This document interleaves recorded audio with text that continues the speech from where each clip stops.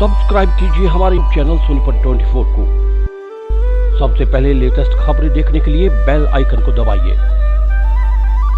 जिला निर्वाचन अधिकारी और उपायुक्त डॉक्टर मनोज कुमार ने कहा कि चुनाव आयोग ने लोकसभा चुनाव की तिथियों की घोषणा कर दी है, जिसके साथ ही आदर्श आचार संहिता लागू हो गई है। उन्होंने अपील की है कि हर कोई आचार संहिता की पूर्ण ईमानदारी से अनुपालना करे। उपायुक्त के कैंप कार्यालय में सायंकाल लोकसभा चुनाव के दृष्टिगत सहायक निर्वाचन अधिकारियों तथा नोडल अधिकारियों की बैठक आयोजित की गई, जिसकी अध्यक्षता जिला निर्वाचन अधिकारी एवं उपायुक्त डॉक्टर मनोज कुमार कर रहे थे। उन्होंने विस्तार से आदर्श आचार संहिता पर चर्चा करते हुए सभी अधिकारियों कर्मचारियों को निर्देश दिए कि कोई भी इसकी अवहेलना न करे। उन्होंने आम जनमानस तथा राजनीतिक दलों से भी अपील की है कि वे अफवाहों से दूर रहें और सौहार्दपूर्ण वातावरण बनाए रखें। किसी भी प्रकार से सांप्रदायिकता को बढ़ावा न मिले, शांतिपूर्ण तरीके से चुनाव करवाने में सहयोग प्रदान करें। आज माननीय भारत निर्वाचन आयोग ने जो हमारे लोकसभा के चुनाव है उनके लिए घोषणा कर दी है। आज से ही जो हमारी कंस्टिट्यूएंसी है उसमें आदर्श आचार संहिता है वो शुरू हो जाएगी, उसकी पालना शुरू की जाएगी। उसके तहत विभिन्न निर्देश हैं जिनमें कुछ पॉलिटिकल पार्टीज को करना है, कुछ प्रशासन को करना है, कुछ पुलिस विभाग को करना है। उस सब के लिए दिशा निर्देश जारी कर दिए गए हैं। जो हमारे सहायक निर्वाचन अधिकारी हैं उनके साथ भी हमारी मीटिंग हो गई है। उनके द्वारा क्या क्या किया जाना है वो सब किया जाएगा। जो सोनीपत कंस्टिट्यूएंसी का अगर आप अलग से पूछेंगे तो 29 अप्रैल को हमारा नोटिफिकेशन रहेगा और 25 मई को हमारे यहाँ पे चुनाव की तिथि है। मैं आपके माध्यम से ये भी सभी जिलावासियों को और जो सोनीपत कंस्टिट्यूएंसी में 3 हमारी विधानसभा जींद की भी लगती है उनको कहना चाहूँगा कि आदर्श आचार संहिता का पालन करें। सभी पॉलिटिकल पार्टी, सभी कैंडिडेट आपसी सौहार्द का और एक दूसरे के सम्मान का माहौल बनाए रखें। कोई भी ऐसी बात ना कहें जिससे समाज में एक दूसरे के प्रति या किसी पर्टिकुलर कम्युनिटी के प्रति कोई वैमनस्य या सांप्रदायिकता का माहौल पैदा हो। इसके अतिरिक्त जिन भी लोगों ने अगर कंटेस्ट करना है तो वो जब हमारा प्रोसेस शुरू हो जाएगा उसके बाद वो निर्धारित अपना फॉर्म भरकर चुनाव कंटेस्ट कर सकते हैं। सर, खासतौर पर बात करें तो टोटल कितने वोटर जो हैं वोट डालने वाले हैं, इसमें महिला पुरुष और खासतौर पर युवा वोटर्स को किस प्रकार से लुभाने का प्रयास रहेगा? अलग अलग कंस्टिट्यूएंसीज के लिए अलग अलग वोटर्स हैं और क्योंकि हमारा लगभग अभी नंबर बढ़ भी रहा है तो अभी एक निश्चित नंबर बता पाना मुश्किल होगा। लेकिन इस बार हमने प्रयास करते हुए हमारे जिले में बहुत सारे युवा वोटर जुड़े हैं। लगभग 1 लाख के आसपास पूरी कंस्टिट्यूएंसी में ऐसे वोटर हो जाएंगे जिनकी उम्र 18 से 20 के मध्य ही होगी।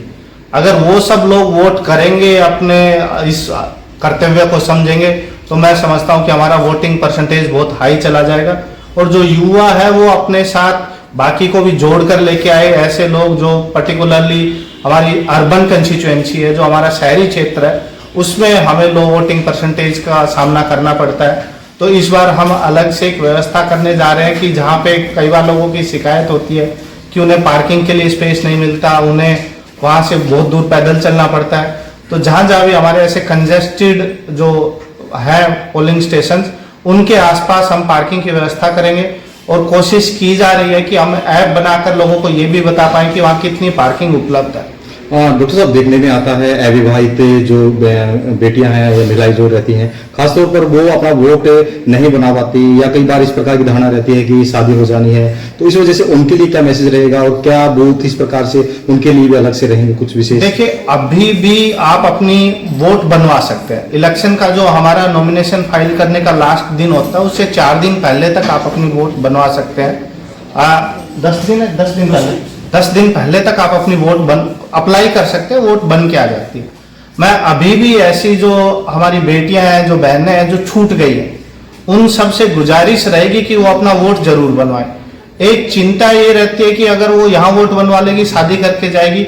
मैं ये बताना चाहूंगा कि एक इतना छोटा सा प्रोसीजर है। एक बार आप फॉर्म 8 भर के तुरंत अपना वोट अगर विद इन कंस्टिट्यूएंसी है तो वही मॉडिफाई कर देते हैं, वरना तो हम दूसरी जगह वोट तुरंत ट्रांसफर हो जाता है। जैसे आज के दिन इलेक्ट्रॉनिकली आपने बैंक अकाउंट एक जगह खुलवाया, आप दूसरी जगह जाते हैं, वही आपका अकाउंट चल जाता है, वैसे ही वोट का प्रोसीजर।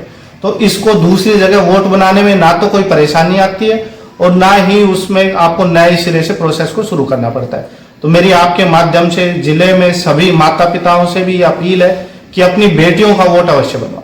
सर एक आखिरी सवाल, खासतौर पर जिस प्रकार से बात करें तो ऐसे टाइम में जब इलेक्शन होता है, लिकर्स और पैसे का आवागमन जो है इन पर नजर रहती है, तो प्रशासन किस प्रकार से अलर्ट रहता है खासतौर पर? देखिए, इस बार अगर आपने माननीय कमीशन को अभी सुना होगा 1.5 घंटे की वीसी में, तो कमीशन ने बिल्कुल सख्ती से कहा है कि सीजर्स और जो धन बल का प्रयोग है उन्होंने 4MB बताए हैं कि जो मनी, मसल पावर और इनके ऊपर पूरा कंट्रोल किया जाएगा।